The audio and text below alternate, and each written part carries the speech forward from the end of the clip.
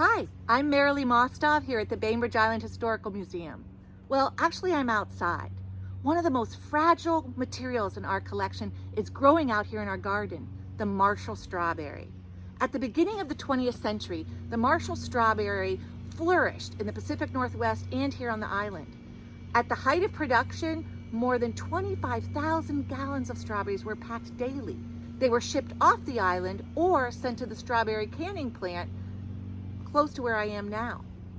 The strawberry really changed the culture and drove the economy for decades, until the 1960s, when the Strawberry Crinkle Virus destroyed most of the island crop.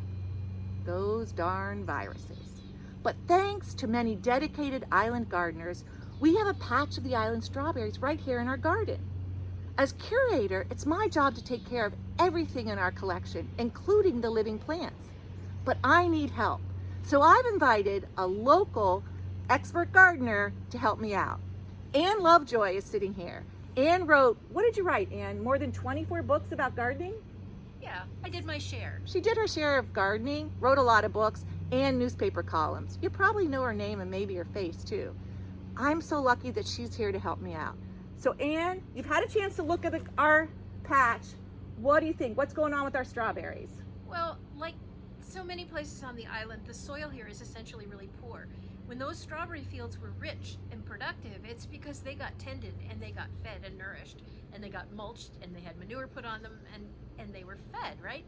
And so this poor little patch has kind of outgrown its goodness. And if you look in the center, you can see the plants are pretty small and sort of skimpy and they're running away from each other kind of. But look here on the edge where nobody's been in quite a while. These are good sized leaves.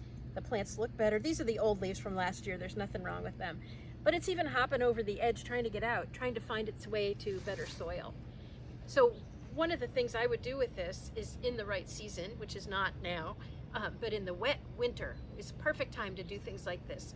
Dig it all up and refresh and replenish the soil, choose the healthiest, strongest looking divisions and give them some space, which will mean that you'll have extras to share, of course. And these are very valuable plants. I don't know if you're aware, but people spend as much as $65 a pop for these little plants. So there's a big market for them and they're really a valuable plant.